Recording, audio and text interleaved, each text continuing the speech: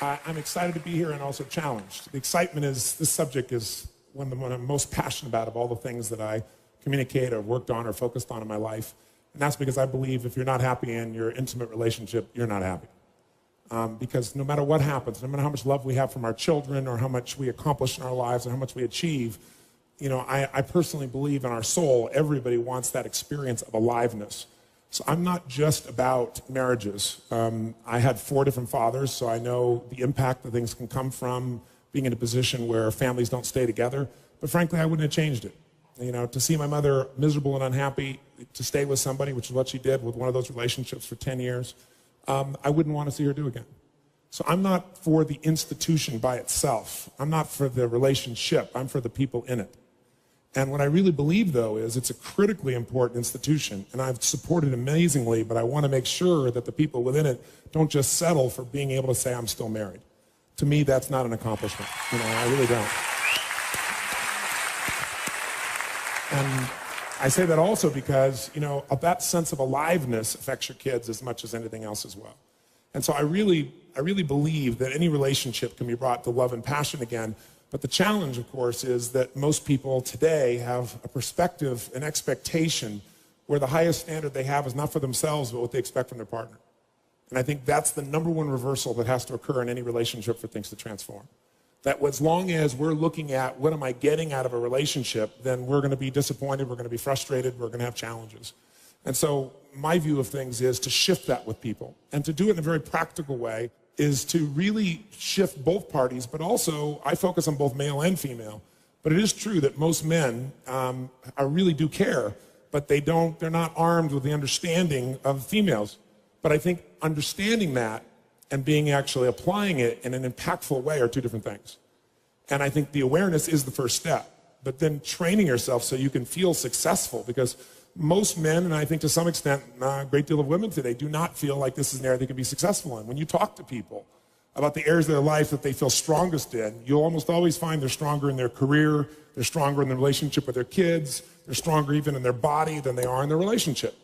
And it's because it's so difficult when you're dealing with a person who is, you know, got all these energies and thoughts and feelings that are completely different than you. And simultaneously, you know, you have a love for them, but also you're facing the deep fear that everybody has underneath. And that fear is that love won't last. And when that happens, people start to really break up inside. So what I thought, you know, my excitement is to talk about the subject and to really try and serve you. My challenge is, the shortest seminar I usually do is 50 hours, 50. Because I don't believe in getting up and just speaking and sharing a principle or something like that. What I really believe in is doing it. So I'll take people in a weekend and we'll talk about the principle, and then boom, we go after it so that it gets in your body. We do it enough times till you're doing it. You're not just thinking it. So, you know, the short little time we have here doesn't come close to that. But I think I've got a format of some things I can introduce you to. So first, I want to thank you for the privilege to be here. Second, I'll tell you in advance that I'm going to try and cover a lot of territory in a short period of time. But also, in doing so, I'd like to make it more active. And what I mean by that is, when I look around and I see the challenges that most people have in relationship, I think the #1 challenge is something I've seen for 30 years. And I don't just see it in relationship. I've always wanted to know the answer to a question. I've been obsessed by the question of what makes the difference in people's lives. You know, I grew up very poor. I'm talking to my 4th father, and I'm saying, Mom, I'm confused. You know, I was not popular in school. I loved people. So I was passionate about figuring out what's the difference in people. You know, why is it that some people are given everything? You know, the type, they really do have parents that love them, that are there for them. They have tremendous educational background. They have all the economic resources, and they end up spending their life going in and out of a rehab. You know, they had all the resources. And then you meet somebody who's been, you know, abused, or no one's been there for them, or they've been physically abused or sexually abused, or the worst things you could possibly happen to a human being. And they turn out to be some of the finest human beings you'd ever meet in your life, who are out there working to help other people and make a difference. So we all want to believe that our lives have turned out because of our biography. And the reality is we can all find people with a horrible biography who have an extraordinary life, and we have people with an extraordinary biography who have a life that none of us would want to trade with. So what's the real challenge? And I believe that the challenge in relationships and in life in every area is emotional fitness. That it starts with how emotionally fit you are in a relationship. And there are patterns that make people emotionally unfit. There are patterns that make people frustrated. There are patterns that make people depressed. There are patterns that make people angry.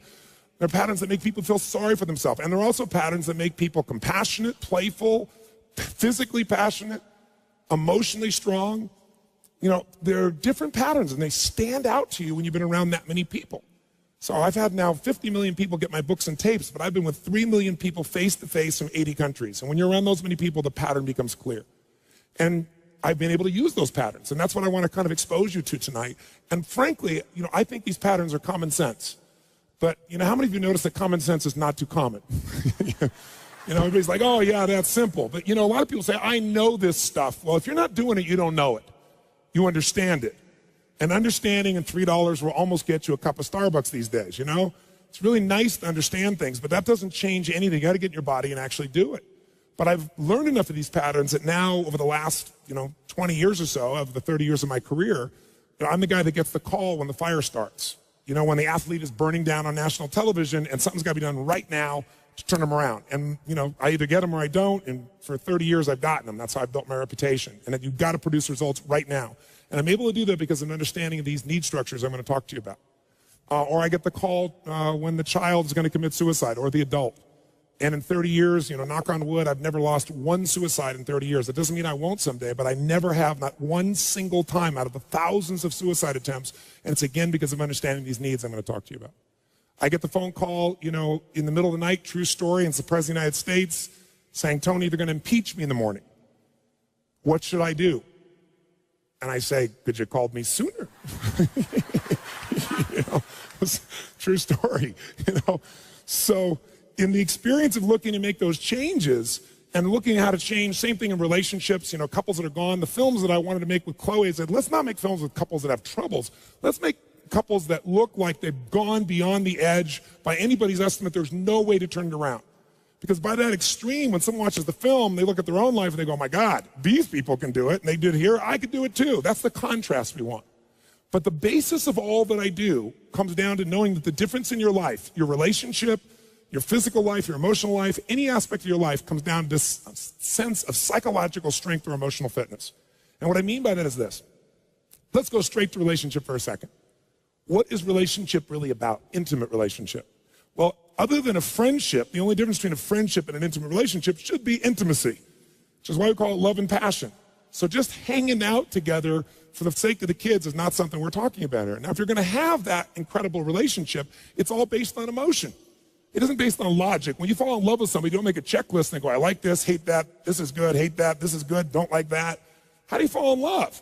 What do? You focus on every little thing you could possibly like or love about this person, and you fully associate to it every way, and you tell all your friends until you make them sick, right? And you're talking about him, you think of those person, I love when she does this, I love when he does that, that's an amazing, and you're talking about him, you're thinking about him, and you put whole bottles of cologne on, and in the middle of the night, you take extra showers, middle of the night, you're thinking about him, you call him up, it's 2 o'clock in the morning, and you go, I was just thinking about you, sorry to call so late, but were you thinking about me? And they say yes, and you're like, ah. Who's been there? Raise your hand and say, I. Yes. Now, if you're not raising your hand, we really have problems for you at this stage, right? So what's interesting is that experience, how long does it last? That was a really long, quiet answer to that one. Can it last forever, yes or no? Yes or no? Notice I got people that work with people in their relationships saying, no, that's not encouraging. Yes, because many people in this field think, oh no, that's a phase in the relationship. That phase, where everything is just la la la beautiful, and having that expectation is, that's what's wrong with people. They need to lower their expectation and get realistic about marriage. That is not what it's about. I want to tell you something. I've spent the last 20 years of my life interviewing people that are having amazing relationships, who've been together 20, 30, and 40 years, and they don't just hang out, they love each other, and they're passionate for each other. Passionate. I interviewed a couple that came to one of my seminars. It wasn't a relationship seminar. And they're at one program I called Date with Destiny that I do. It's a 6-day program. And for 5 days in a row, this couple sat in the front row. He was 92 years old. She is 89. And they were playing so full out. I mean, so full out, because my seminars are not about just sitting and listening. We do stuff. But during any break or sense of a break, they were touching each other, holding each other, and it was getting out of control. It was like, get a room. And so, it was really tough, and they kept being in the front row. I was a little distracted here, So finally I stopped everything I was doing and I said, I want to interview you two. Come up here on stage. And I brought them on stage, got 2 chairs, and I said, I want to understand something. I said, you guys have been married how many years? 52 years. That's amazing. Now, clearly you love each other, but it appears you also love each other. And they said, oh yes. And I said, you guys seem to have a lot of passion for each other. And they both said, oh yes, of course. I said, what's the secret to your 52 years? And the lady said, well, you can't just love, gotta touch. And everybody cracked up, you know. And I said, well, so you still at this age have great physical passion? They said, of course. And he said, oh my God, I live for it. He's 92, right? Right? And I said, well, what's the secret to your physical passion? And she said, well, we try anything once, and if we like it, we do it again. I thought, okay, that's good. So if you think about a relationship, other than the maintenance of some responsibility, people today in our society won't do things just for responsibility. They've been taught to focus on themselves, unfortunately. And while we all have to have a sense of responsibility, what's even greater, it's like discipline. Discipline never works long term. Never. What works is when you become addicted to something positively new. You trade one addiction for another. When you shift from having to doing something to wanting to do something. So our focus is how to make that happen. But I'd say this to you.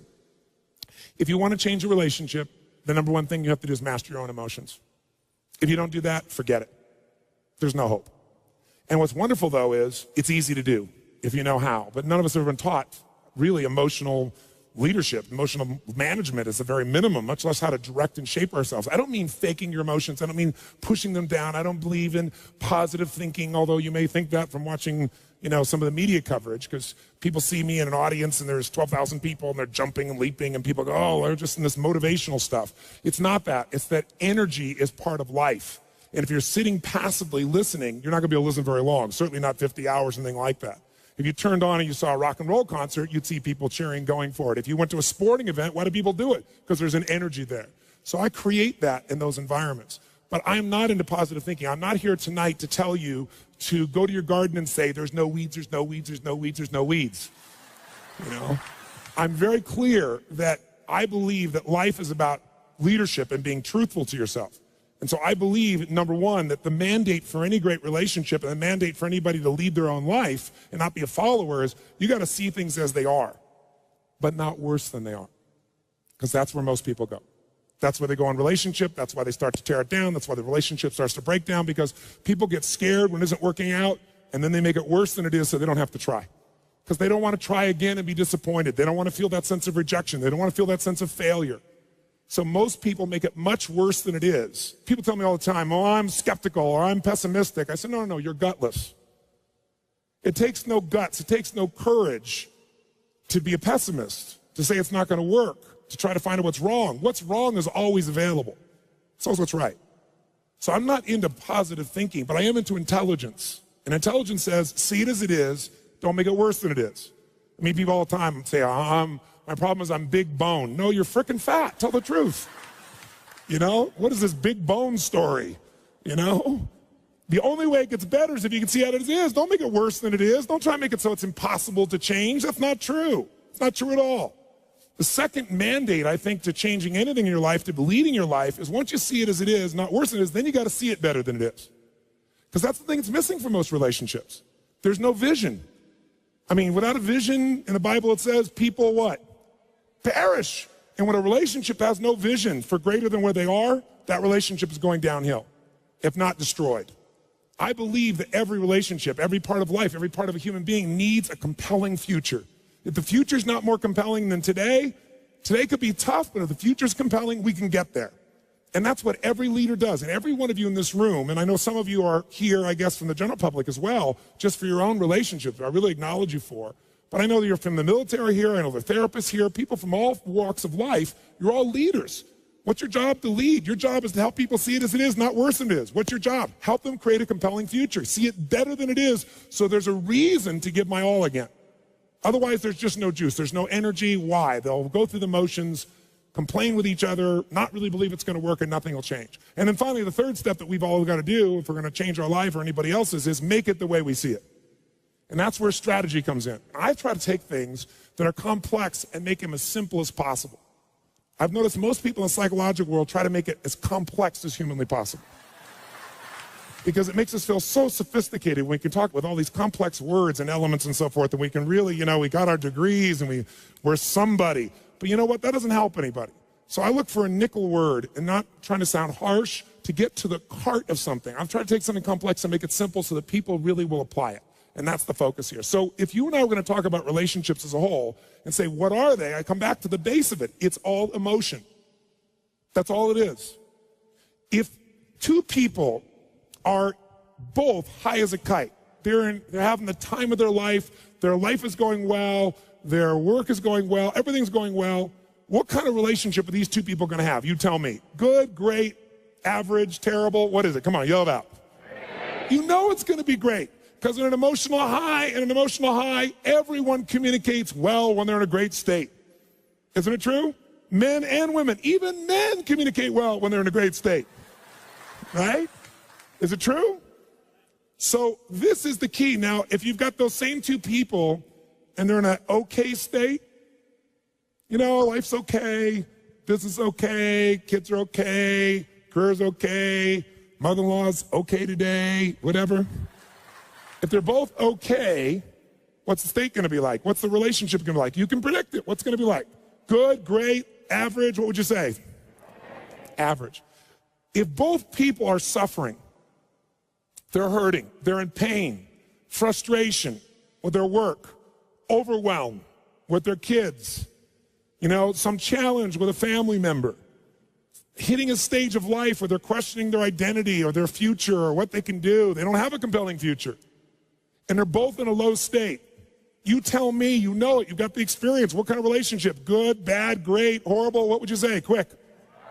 Sucks. Technical term. Thank you, sir. It sucks. Yes, that relationship is going to suck in the technical term. That relationship is going to have huge challenges because in that state, you're in the danger zone. People are going to say things, they're going to react to each other, they're going to respond in ways that really aren't a reflection of who they are, they're a reflection of the state they're in. How many of you have ever snapped at somebody, had nothing to do with them, it was just the state you're in, your body was hurting, you're going to something? Who's ever done this? Raise your hand, say I. But the problem is, we have a much higher standard of what we expect from our spouse. And when they do something like that, we rarely forget it, right? And so then it starts to stack. So as Chloe described the process of stacking great memories, most people get to where they are to the point of seeking you out because they've stacked the negative experiences. They didn't just take one experience and come to you. It's a series of experiences usually that have stacked and stacked and stacked until now. It's like if I took my arm here and I rubbed your arm like this, no problem. But if you get a scab there and we touch you with a feather, you're going to jump out of your skin. It's the same thing of where people are. So building emotional fitness is the number one gift you can give anybody, because otherwise if they come sit down, and I can't stand it when I sit down with couples like this, they're such whiners. And I just tell them that. He does this, she does that. I say, do you know what you sound like? Let me record this and play it back for you. Because we live in a world where everybody's focused on what they're not getting. And as you do that, there is no relationship. A relationship, when you're in love with somebody, what will you do for them? What? It's not a trade. It's not a, okay, I did this because you did that. That's it. All you have is a transaction. That's why I honestly don't like the word partner. Because partner, it's a transaction. You got a business going. We got a deal here. We got some rules that we abide by. And I think that that is a reflection of what most marriages have become today, because our culture has hypnotized us. Our culture has hypnotized us into believing that this is what you should adjust to. And frankly, I know many therapists who are constantly trying to adjust to someone and say, well, no, this is just, you have to adjust to this stage of your relationship. This is where it is now. That spark that people had initially can come alive at any point, but it can't happen without the emotional fitness. So you and I, if we're going to transfer this to somebody else, frankly, we got to have it too. And think about this. Base of emotional fitness is energy. If you're exhausted, how the hell are you going to have passion in your relationship? I mean, people come home and it's like, even, especially if, let's say, one's kind of excited for whatever reason, kind of frisky or excited to be with that person. Let's say that lucky moment happens. Usually the other one's like, oh, honey, I love this, wonderful, but I'm exhausted. I got to eat something. I got this to do tonight. I got to prepare for that. I got to answer my 500 emails. And it just drops to the floor. So here's the scary part. I think most therapists accept this as a standard of like, this phase of the relationship, this excitement, this passion can't last because frankly, you're tired. Most of you all day long are dealing with so much of other people's stuff, dealing with it day after day. There's a stacking for you too. Now, why don't we apply it? We're smart people. We're intelligent people. I'll tell you why. 2 reasons. The main reason is that everyone in this room, including myself, we had a horrible experience, and that is we went to a 20th century school. I call it horrible because it conditioned all of us to be passive, just like you've been for the first 10, 15 minutes of my talking. You're all in your schoolroom, classroom. I can see you. You're being very nice to me, and I'm very grateful for it. But see, what did a 20th century school prepare you for? It trained you since you were 4 or 5 years old to get you ready for a job in the 20th century, which no longer exists. The 20th century job, you were going to be an industrialized job. So the bell rings at school, and what do? You immediately report to your desk, your position that later on you would report to, right? Thinking you'd be getting a job on a line. And then when you get there, what are you supposed to do? You're supposed to sit down, shut up, and wait for someone to tell you what to do. Don't speak until they tell you what to do, and then do that. And by the way, do not talk to your neighbor. How many heard this growing up when you were in school all the time? Say aye. Me too. Now, I was a talker, so I was in trouble. I had a 5th grade teacher, Mr. Giles, that used to drive me crazy because he wanted silence all the time. Every minute he wanted silence. I think he just hated kids, so he was just like really quiet. He used to make me write these 10,000-word essays. Why I will never talk again in class. I wrote 6 of these in his class, 10,000 words each. I went to my high school reunion, true story, my 10-year high school reunion. There were several teachers there. There's Mr. Giles. I went up to him. I said, this talking thing worked out pretty good for me.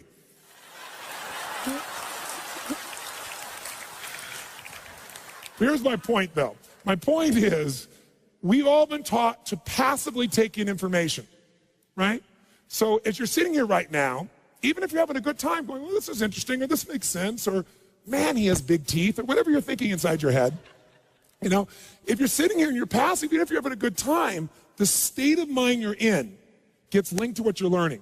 That's why when I'm working with people, if they're passive, they listen, even if they agree with you. Yeah, that makes sense. Yeah, that's really good. They get linked to that state. So later on, they feel equally inspired about doing it. Yeah, I should probably do that. Yeah, I should probably do that. So today, if you don't talk to your neighbor, you're out of business. Today, if you wait for someone to tell you what to do, it's over, especially in a relationship.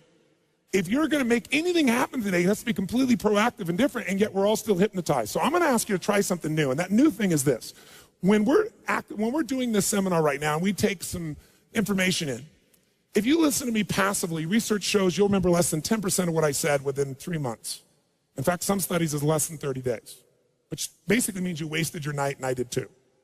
If you listen and take a few notes, research shows even if you want to read the notes again, it goes up to 40 to 50% retention. Because just the physical act of writing it down drives the groove deeper in your body. If you listen and you take notes and you physically actively use your body, it goes up to 90 to 95%. That's like if you yell back the answer, if you engage your nervous system, because the groove goes into an active mode, not just a deeper memory. So I'm going to ask you a couple things. One is if I ask you a question, if you would, yell back the answer. That's not so we have a rah-rah session here, because as I told you, I don't believe in positive thinking, but because it'll go deeper and your energy will be higher. How many will do this? Say aye. All those opposed? Motion's carried. Okay? Second thing is, if you really want to shift, then the fastest way to change your life is to get back in the growth mode. I don't care what it is. If you want to know what makes people happy, it's one word: progress. It's not achievement. Achievement gives you happiness for a moment, or maybe a week, or whatever. Whatever it is you think you've got, when you get there, it doesn't last. Because life is growth. We're either growing or we're dying. We all know the phrase, but it's because it's true. Phrases that have been overused and sound stupid at this point, the reason they've been overused is because they're accurate. And if you're going to be alive, progress is it. If you want your body to feel alive, you got to make progress. If you want your relationship to be alive, there's got to be progress. If people experience progress, they are happy. If they don't, they won't be. I don't care what they achieve. I don't care where they go. So progress, if you're going to make it, the first place to start to get it is be like a kid again. It's getting people to break their patterns. All the problems in relationships are based on patterns. You interrupt the pattern that doesn't work, it's so easy. But to do that, you got to break your own. To do that, you got to have enough energy. So what I'm going to ask you to do is to be a kid again. Because when you're a kid, you try anything. right? Kids will do anything. If a kid tries something that doesn't work, they don't feel like a failure. They just get up and try something else. But if an adult tries something that doesn't work, they go, did anybody see that? No, never doing that crap again. It's bizarre. So here's what I believe. What's missing from relationships, what's missing from people's lives. Most people have a low standard for what they expect from themselves. That's it. That's it. Sorry to be so simple, but that's it. And so the way to raise your standard around is get around where it's better and let something hit you. Because most people don't have great role models. And when it comes to physical body, I started to notice all my friends talking about, oh, I'm getting old. And they were 48, 45 years old, 40. So I decided I'm going to spend the next year interviewing people that are over the age of 65. I'm going to seek them out and find them who are role models for me, because I want people over age 65 that are extreme athletes that are performing better than 25 and 30-year-olds. Because I'm going to find out what it is that makes them tick. Because that's what I want. I want a long, passionate, extraordinary life. So the first woman I found, 72 years old, Sister Madonna, Catholic nun who did not exercise in any consistent way till she was 40. At 40, she was getting a little plump and decided she was going to go for a little walk. And each day she walked a block further. Within a year, she was running 10Ks, and then all of a sudden, marathons. And from the age of 40, picture this, to the age of 72 when I interviewed her, over those 32 years, she ran more than 350 Ironmen. Now, I mean, this is unbelievable. I want you to picture this. Waking up on your 71st birthday, you fly to Hawaii to celebrate your 71st birthday. You wake up that morning and decide the way you're going to celebrate your birthday is to run an Ironman. So you get up in the morning, you're 71 on your birthday, and you run a marathon. Then after your marathon, you go for what, a 2.5-mile swim. Then after that, you jump on your bike for 100 miles. Now picture this, you're at mile 45 roughly, and you are passing 35-year-old men. Better yet, pretend you're the 35-year-old man that a 71-year-old woman is passing. Sister Madonna got to mile, I forget the exact mile, but about 67, 68, 69. She was more than three-quarters. She only has like 25 miles to go, and the whole thing's done. And she's on the big island of Hawaii. And if you've not been there, it's beautiful, but it's desolate. Because you know what's happened is there's no trees. All the lava's come down and wiped out everything. So it's very rocky, and since there's no blockage, there's lots of wind, and the wind's picking up, and it's coming right at her. And she's coming to the end of this thing. She's, maybe got 25 miles to go, and the wind's picked up to 35 miles an hour, then almost 40 miles an hour, and she became a flying nun. It picked the wind, smacked her and her bike, lifted her and smashed her on the rocks. She broke her hip, split her clavicle, cut her face. They took her away in an ambulance. The next year, they started to vote, and they were deciding that they were not going to let anybody over the age of 55 do this because it's too dangerous. So she protested and came up and did it again at the age of 72 and completed it. How's that for some determination, huh? Think of those standards. Think of what's possible. The average person, I'm tired, I'm stressed, and they're 50, right? I interviewed a man 98 years old. The way I met him is at the New York City, each year they have a race up the Empire State Building, up the stairs. And obviously most people running are 20, 25, 30 years old, maybe 35. 98 years old, running up the Empire State Building steps as a warm-up to the Boston Marathon. So here's what I say to you. If you want to bring a gift back to the clients you work with, the first one you better bring is a renewed energy. A different standard of what you expect from yourself, because the energy is transferred to people. Words by themselves don't do it. If you take these words and you think of words like a little stick pin, you buy a blouse for a little stick pin, that's a word, and I throw it at you. Will you feel it? Maybe. But if you wire to the back of it an iron bar called emotion, boom, you can put that right through somebody's heart. And it's hard to do that if you don't rejuvenate yourself. So here's what I like to do. Ever seen a kid walk through a living room and they kind of like, you know how old somebody is by the way they move, don't you? The older somebody is, the less they move. Total rigidity is also known as death. Now, did you ever watch a kid do this when they're a kid? They're kind of like walking around, they walk through the living room like this, and all of a sudden they go, woo! And they just keep on walking like nothing's happened. Whoever did this when you're a kid, come on, say I. Okay, well, I want you to get in that kind of a playful mode. My way of looking at this is this. If you're not a kid, you're not flexible. If you're not a kid, you're not still learning. And if you can be in that mode, you don't take yourself so seriously, you can add so much more value. So my view is, at 47, I'm still a kid, and the way I use this is this metaphor in my mind. I imagine that my metaphor for life always as a test is if I'm walking along and there's been a big rainstorm, and now there's a big puddle in your way. Regardless of your chronological age, your psychological age is the one that affects you, isn't it? I mean, these people I talked to you about, chronologically they're old, but psychologically they're much younger than 20-year-olds. So if there's a puddle in your way and you're an old person mentally, how do you deal with a puddle? Come on, guys, what do? No, you don't just walk around it. You walk around the puddle and moan while you walk around it. Isn't that what old people do? What does a kid do when they see that puddle? What do? Wham, right? How many of you are willing to be a kid with me for just about 90 minutes? You can always go back to being an old fart later if you want to. Raise your hand, say aye. Okay, I'm gonna give you a test. Stand up. Shake your body out. You've been sitting for a while. Stretch a little bit. Go over to one side and give it a deep moan. Oh, come on, moan, other way. Back, moan. Forward, deep moan. Kind of shake your body out a little bit. Get a little blood flowing in there again. Now, what determines the quality of a person's relationship more than anything else? Well, there are lots of answers to that question. I wouldn't say there's any right answer, but I would say to you the number one thing is their level of emotional fitness. Now, their emotional fitness, though, can be determined by a lot of things.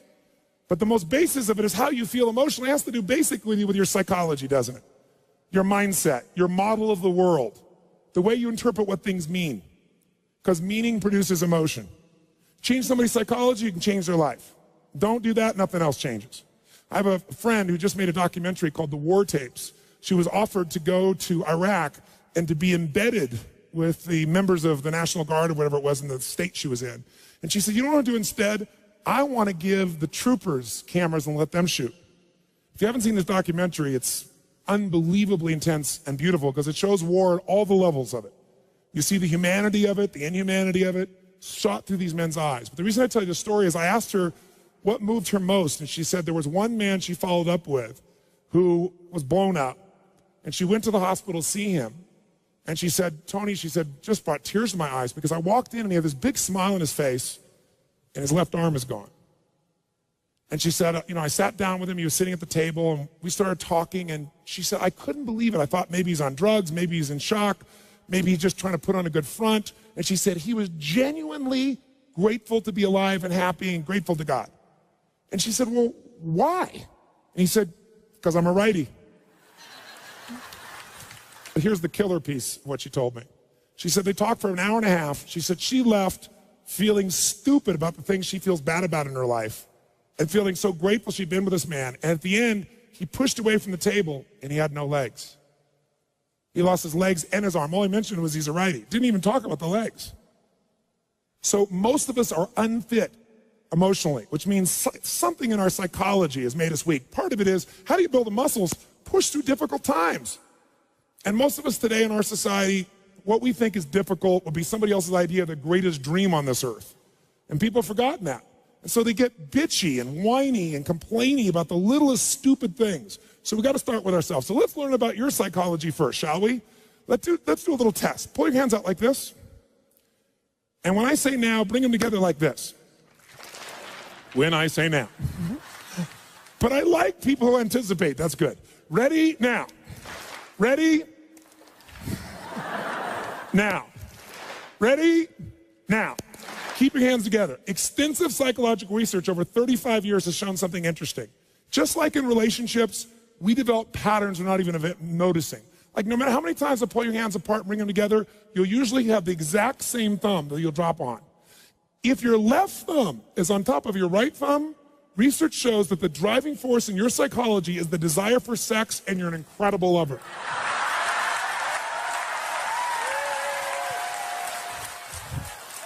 If, however, when you brought your hands together and put them back on top, if your right thumb is on top of your left thumb, then the driving force in your psychology is the desire to be intelligent and you will make a difference and be financially free in your lifetime.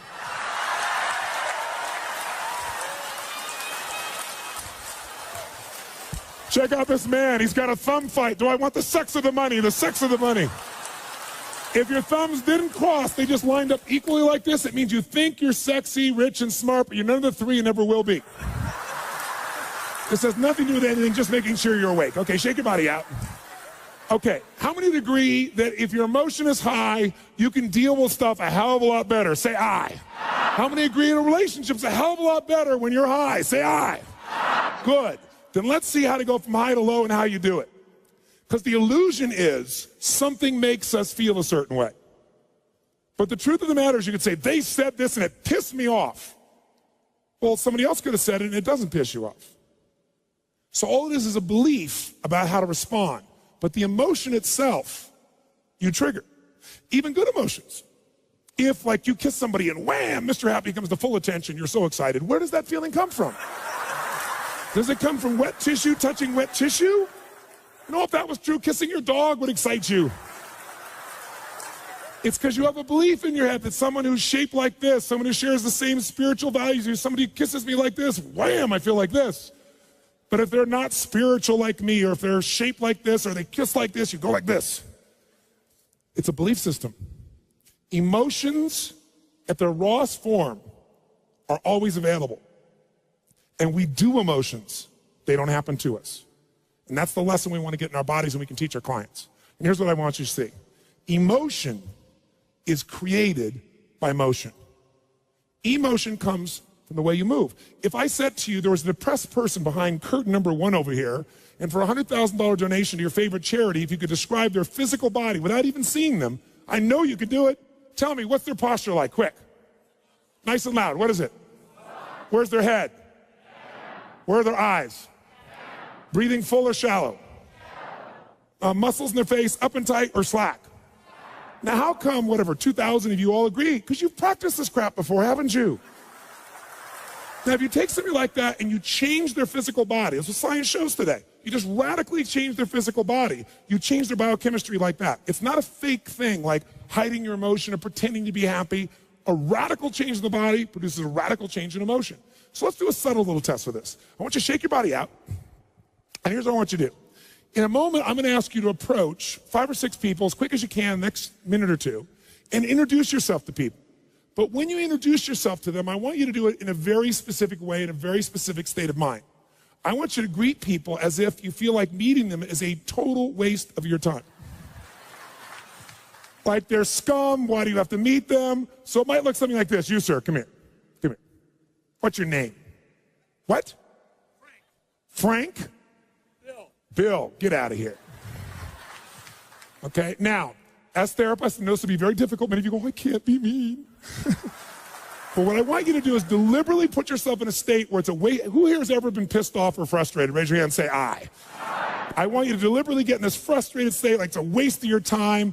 And the reason I want you to do this is I want you to notice not only how somebody greets you and how it feels, that's obvious.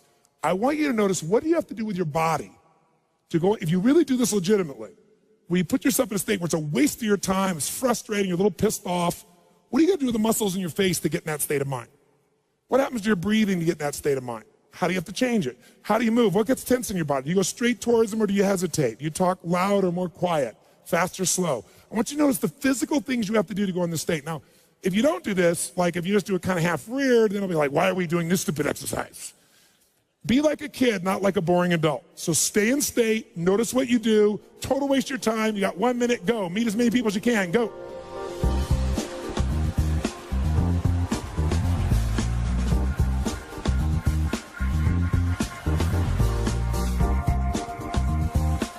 Now, shake your body out, get out of that state completely. Now, please give me an out loud answer for 2 reasons. It'll keep your energy high, and secondly, everyone in the room will hear the percentage of the audience that's affected.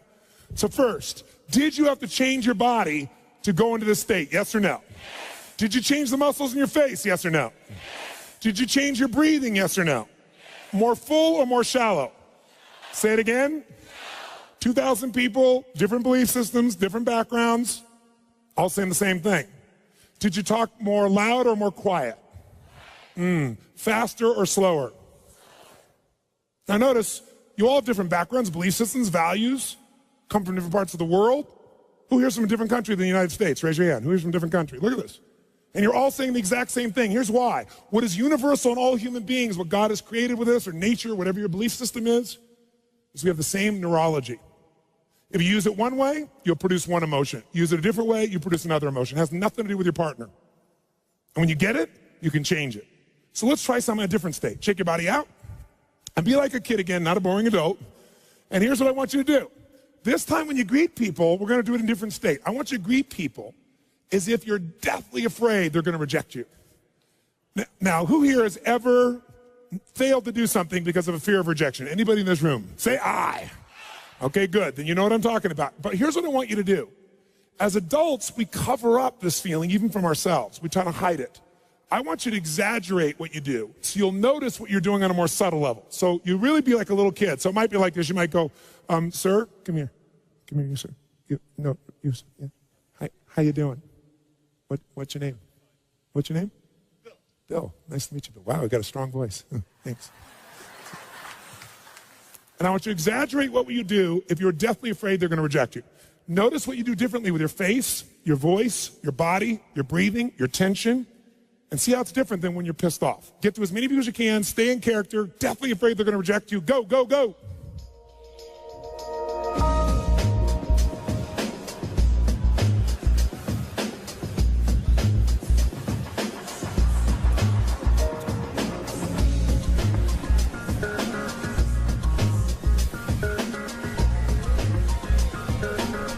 Give me an answer nice and loud, please, so your energy's high and you hear it. Did you have to use your body very differently to go in a state of fear of rejection than pissed off? Yes or no? Yes. Did you change the muscles in your face? Yes or no? Yes. Did you change the way you were moving? Yes or no? Yes. Did you change your breathing? Yes or no? Yes. More full or even more shallow than when you're angry? Which one? Say it again. Mm-hmm. Did you talk louder or quieter? Faster or slower? Again, 2,000 people roughly all saying the same thing. Interesting. Because in order to feel a fear of rejection, you got to do something in your body regardless of what somebody says. It's something you do, it doesn't happen to you. Let's do one last one. Shake your body out. Try a different state. This time, I want you to approach people as if whether or not they like you or not will determine whether or not they do business with you or not, which will determine whether or not your children eat next week. In other words, if they don't like you in the first 3 to 5 seconds of meeting you, and people would never make such a judgment so quickly, would they? If they don't like you in the first 3 to 5 seconds of meeting you, then in case you don't have kids, everyone you care about dies like pigs in hell. It's that important they like you. Let's see if you use your body differently. Ready? Go, go, go.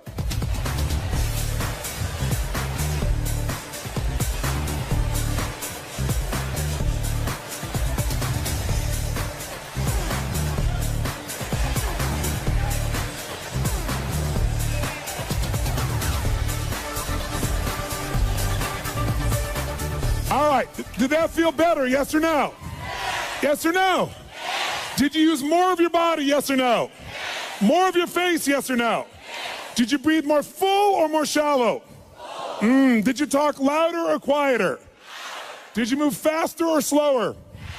Did you hesitate or go straight for them? Did it feel good? Why? Because emotion is created by motion. If you use more of what God has given you, you will feel more. But most of us have learned to shrink how we use our bodies in the cultures we live in today. Most people's idea of exercise is fill the tub, pull the plug, and fight the current. People get injured typing today. Ooh, that hurts. Scary. Use your body, you will feel more alive. And the same thing is true with these couples. Now, was that the best greeting you're capable of giving another human being? Yes or no? Some of you are saying yes, most of you are saying no. Let's review the exercise. I said if you don't give your best, everyone you care about dies like pigs in hell. And you still didn't give your best? We need to talk. Listen, if you said no, I respect you because you were honest. Because whenever we say we've given our best, it's always a lie. Because whenever you get there, what do we always discover? There's another level. Every 4 years for centuries in the Olympics, what happens? People run faster, they jump higher, they lift more weight. Every 4 years for thousands of years. How has this happened? Drugs, that's how. No. No, that was just a recent thing. The point of the matter is, whenever you get to where you think your best is, it opens up another possibility. And this is what couples have to see. They think they've already had their best days in the beginning.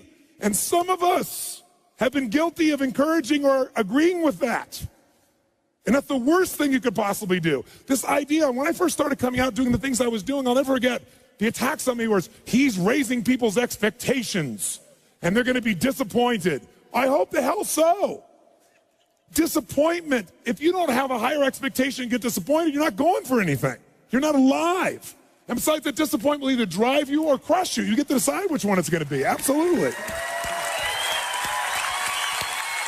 So, since that clearly wasn't the best one you're capable of giving, we have to take up one more level. You say, what are we going to do, get naked? No, no, no. This time what I want you to do is I want you to greet people like they're your long-lost lover or best friend. Like, oh my God, look, it's Mary. Look at her. Oh my God, there she is. Ah! I want you to greet people like your long-lost lover or best friend. Ready, go, go, go.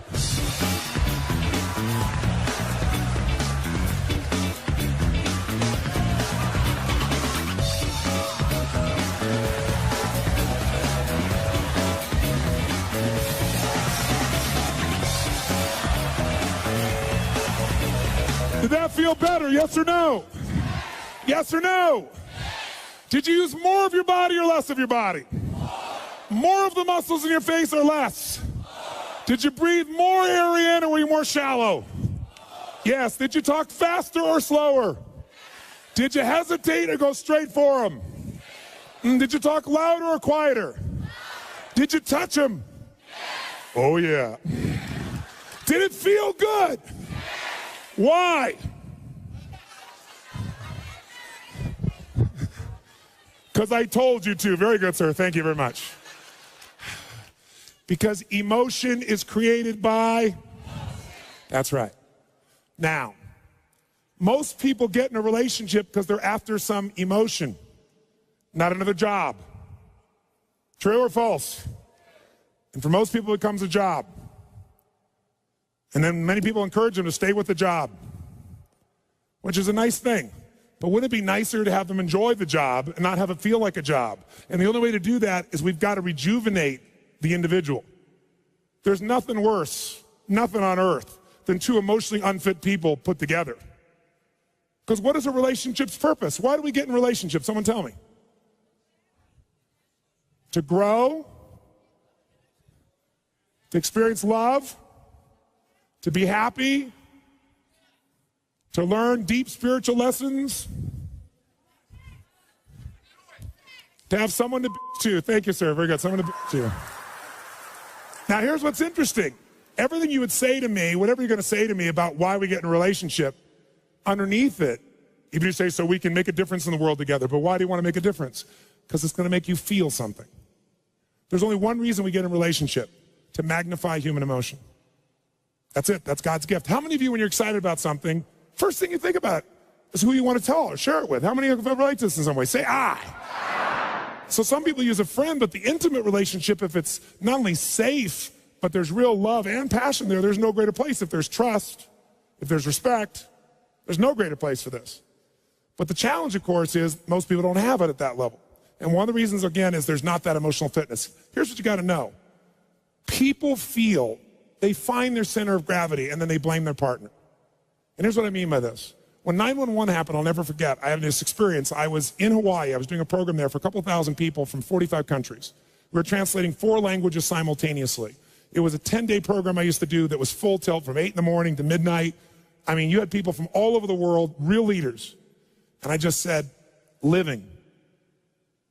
When do people really begin to live? When they face death. If they face death and they look it in the eye and decide to live, they really start to live. And I said, what would your life be like if in the next 10 days you knew you couldn't get off this island and these are the last 10 days of your life? What would you do different? Who would you call? What would you say? What truth would you tell? What feelings would you share? And I went on to this for like 15 minutes. That night, 911 happened. At 3 o'clock in the morning, they called me to tell me the buildings had just dropped. And we had 200 people from New York there, because I have a lot of people in the financial district that are my clients. And there were at least 45 people we knew immediately that had lost their entire company, all their friends, family, their husbands, their wives, instantaneously. 3 o'clock in the morning, you go outside, and it was pandemonium. Because you got people from all these cultures. Every religion was represented in the room. And so outside, there were people that were crying uncontrollably because they knew the end times were here. There were people out there that were fighting because some people were celebrating. I mean, it was brutal. No one thought I'd get everybody in the room. I got them in the room, and I said, today is about emotional mastery. That was the scheduled portion of that day it was supposed to be. I said, and this is the real test. And so we brought people together, and I got people to express to me and tell each other, at the moment that 911 happened, what did they focus on? Because these are 3 decisions that shape your life. Number 1, what are you going to focus on? Right now while I'm talking, you're making a decision what to focus on, and it's what shapes your life. It shapes every relationship. It shapes your entire destiny. Are you focused on what this is going to mean to your life? Are you focusing on who the hell is he to tell me that? Are you focusing on the smell of your neighbor after that jumping up and down? Whatever you focus on, you feel, don't you? Even if it's not true, you feel it. So focus is the first decision we make. Second decision is, what does this mean? Is this the end or the beginning? If you think it's the end in a relationship, you're going to behave very differently than if you think it's the beginning. Is God punishing me with this? Is God teasing me? Is God challenging me? Is this God's reward? One shift in meaning instantaneously changes your emotion, and your emotion is your life. And then the third decision we make every moment is, what are we going to do? Pull back, go forward, give up, sit down, stand up, make it happen. So I ask people, what'd you focus on? What did it mean? What'd you decide to do? And people stand to share this. And afterwards, one woman raised her hand, and she was from New York, and she said, you know, last night after your talk, she said, my boyfriend had asked me to marry him. And I told him no because my previous fiance had been murdered and killed, kidnapped and killed. And she said, I'm not over that. And he said, well, you go to that stupid seminar, then it's over between us. And she said, then fine, it's over. And she said, then when you said that first night, I got chills. So I called him last night at midnight to leave a message to tell him how much I love him, that I want to marry him. And she said, he called me back at 3 o'clock this morning. She said, but I didn't get the message, but I have it here. And he was at the top of the World Trade Centers where he worked. And she actually has a voice. She was on Larry King later on sharing this. And he plays this thing on and he says, honey, I can't tell you what it means to me to get your message and to know that you love me.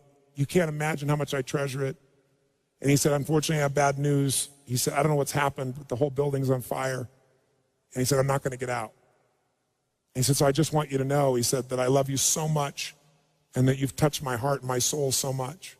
And if there's only one thing I could say to you is, you must be asking why God would do this to you twice with 2 different men. He said, I don't know, but maybe it's a lesson, honey, that whatever you do every day of your life, love and don't ever hold it back again. Don't hold back love. Don't hold back anything. Love every day you've got. I love you. And he hung up. Everyone in the room is crying uncontrollably. And then the first man who stands up is a man from Pakistan. He says, I just want to say I'd like to hold your hand and say that I feel sorry for you and cry with you, but frankly, I'm from Pakistan. I'm a Muslim. This is retribution. It was like a war broke out in the room. And so I brought him on stage, and I brought a man on stage who was an Israeli man who truly was, to say the least, more than upset with this man. He has family in the occupied territories. He worked in the Twin Towers, so if he'd been there that day, he'd been dead if he wasn't at the seminar. And we merged these people. But the biggest lesson I got, and they became friends, and they worked together for peace, and it's been, 5 years, whatever it's been now, 6 years. The bottom line, though, is this. I noticed something that day. Angry people got angry. Sad people got sad. Worried people worried. Loving people loved.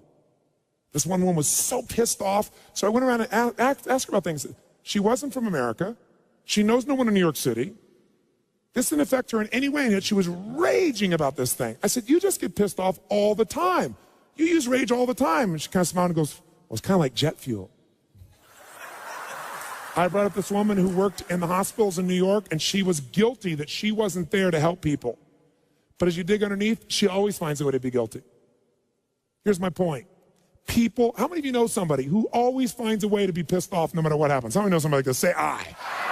And how many of you know somebody that isn't funny, but they think they are? And they laugh so hard at their own jokes that you find yourself laughing too. How many got somebody that say, I? Who do you want to be with? Not hard to figure out, is it? Emotions are a habit. And when we go to relationship, all we do is magnify them. And then we find reasons to back them up. Those people used 911, as horrible as it was. I said to them, all of them, you could be feeling this sad, you're gonna feel this sad, as horrible as it is that 3,000 people died. Guess what? 4,000 people die of cancer and heart disease every day in this country. And they're men, women, children, aunts, uncles, mothers, and you're not sitting around crying about them every day. Why are you so selective in your compassion? Because what we did is focus on it, and then people use that to produce an emotion. That's what people do in a relationship. You want to change a relationship? Change the primary emotion that person lives in. You want to do that? Retrain their body is one way. Only one. I'm going to give you a couple, but that's one. And the best way to do that is only if you can do it to yourself. So let's take this up one notch. Shake your body out. And notice if you sat down already, that ought to give you a clue that energy may not be at the high top of your list. Okay? It's like, oh my God, let me sit down and get comfortable. I'm not being critical of you, but just notice if you went for the path of least resistance, that's not signing up real well for your ability to transfer that to somebody else. So, but it's a new muscle, so let's use it. Let's do this. How many of you'd like to have more joy, more excitement, more passion, more ecstasy in your life right now? Raise your hand, say I. Then if you really want it, you gotta do it. Because emotions don't just hit you, they are triggered, and you can trigger them through motion. So here's what we're gonna do. Shake your body out, and in a second here, we are going to shake this building with our energy. What I mean by that is, we are going to celebrate for no good reason. And here's why I say that. You don't need a reason to feel good. Why do you have to justify feeling good? And if you think that's weird, think about this. Most people don't need a reason to feel bad. Isn't it true? How you feeling? Like crap. How come? Woke up. And people go, I understand. But if you say to somebody, how's it going? I feel so good. How come you feel good? I don't know, I just feel good. Take that guy to the funny farm. Isn't it sick that we live in a culture that if somebody's happy, we want to know why. But if they're sad, we understand. That's where it is. So we got to change that pattern. So here's what you're going to do. Most people in our culture never celebrate anymore, and a relationship without celebration is a dead relationship. It's dead. Celebration is a secret to joy. Joy in a relationship is the basis of anything. That's where love can grow. So one of the things we got to do is learn to celebrate. Now, when do people in our culture celebrate? Like go crazy like a little kid and it's socially acceptable. When? When you graduate from school. Yeah, I did it. I have to go to work. When else do people celebrate? Come on. They have their first child. It's a boy, it's a girl, and you hug strangers and it's beautiful. Everybody accepts it. Any other time you're weird. When else can you really cut loose and celebrate? You have your first orgasm. Good, sir. Very good. I did it. When else? That's right.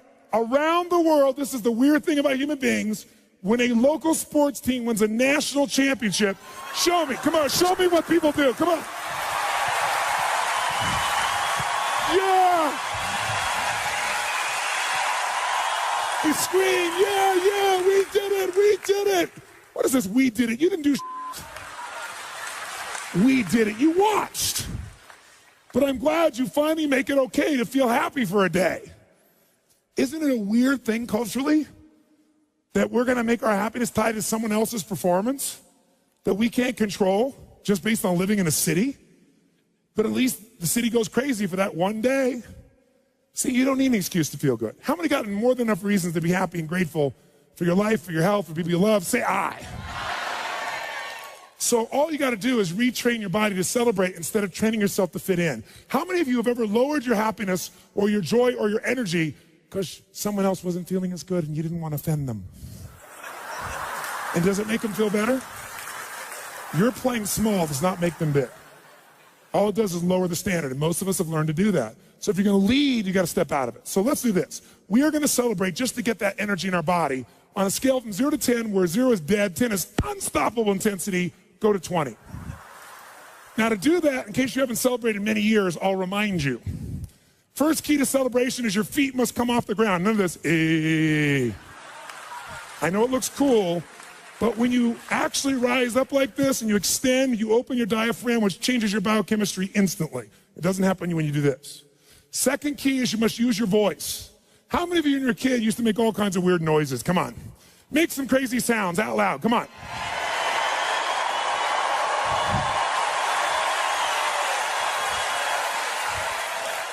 I got a question for you.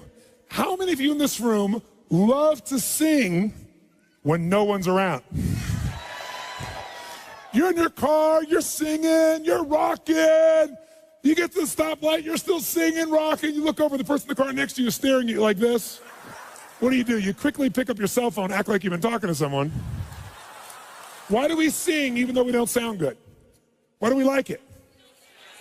That's right, because emotion is created by, and to sing, you have to move parts of your body you don't normally move. And if you don't use it, so we like it even though we don't sound good. So when you're celebrating, you're going to extend and you're going to make sound like crazy. How many want to go for it? Say I. Then your job is to outdo the old person next to you with your intensity. We're going to clap. We're going to clap till we get to 3, and then we'll do it. 1, 2, 3, go!